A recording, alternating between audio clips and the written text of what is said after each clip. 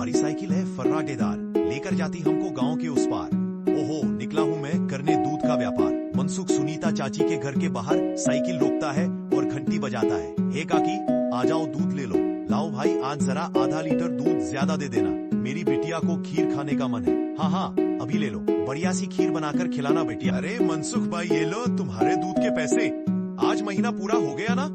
हाँ दीदी, लाओ दो, आपका हिसाब एकदम साफ रहता है, आप एकदम समय पर पैसे दे देती हो।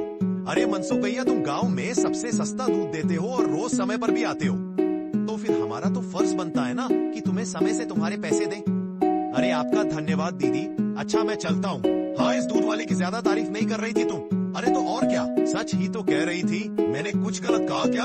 अरे मनसुख इतना ईमानदार है बेचारा। बताते थे वो कितना महंगा पड़ता है और उसे लेने के लिए आपको इतनी दूर दुकान तक जाना पड़ता था। बेचारा मनसुख तो घर तक दूध दे जाता है और पैसे भी शहर वाले दूध से कम लेता है।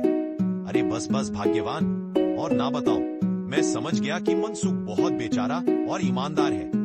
अब मुझे माफ करो और जरा एक कप चाय पिला दो। हाँ हाँ, अभी लाती हूँ। उधर मनसुख अपना सारा काम खत्म करके घर पहुंच जाता है। अरे आप आ गए, आज देरी हो गई। अरे पूछो मत, साइकिल का टायर रास्ते में पंचर हो गया था, उसे ठीक कराने में बहुत देर लग गई। ओहो, तो आप एक मोटर गाड़ी क्यों नहीं खरीद लेते? इस साइकिल पर काहे चलते, ताकि मैं भोला सीधा और गरीब लग सकूं क्या? क्या मतलब? अरे अगर मैं मोटर गाड़ी से चलते लगा तो गांव वाले सोचेंगे नहीं कि इस गरीब दूध वाले के पास इतना पैसा आखिर आया कहां से। मनसुख तबेले में जाता है जहां मीना ने जानवरों का ताजा दूध निकाल कर रखा था, लेकिन सबको पता है कि सिर्फ दूध बेचकर कोई मोटर गाड़ी खरीदने के लायक नहीं हो जाता है। मनसुख ताजा दूध निकालकर उसमें अरारोट मिलाने लगता है। अरे रुकिए रुकिए, ये दूध तो हमारे इस्तेमाल का है, इसमें अरारोट क्यों मिला रहे हैं? अरे मूर्ख औरत, कितनी बार तुमसे कहा है कि हमारे इस्तेमाल का दूध अलग रखा करो। यहाँ तबेले में मैं सिर्फ बेचने वाला मिलावटी। मनसुख की धोखेबाजी की गाड़ी ऐसे ही मजे से चल रही थी। एक दिन उसकी साइकिल फिर पंचर हो गई। मनसुख छोटू पंचर वाले के पास जाता है। अरे भैया, फिर से आ गया, अब तो आप नई साइकिल ले ही लो।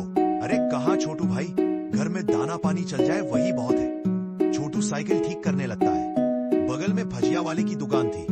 भजिया वाला कहता है, सामने जाकर बैठ जाइए।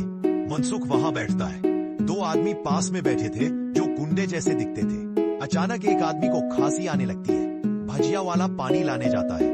मनसुख अपनी कैन से थोड़ा दूध लाकर देता है। आदमी को राहत मिलती है। भजिया वाला जाता है और गुंडा मनसुख से कहता है, काफी शुद्ध दूध बेचते हो, क्या क्या मिलाया था दूध में?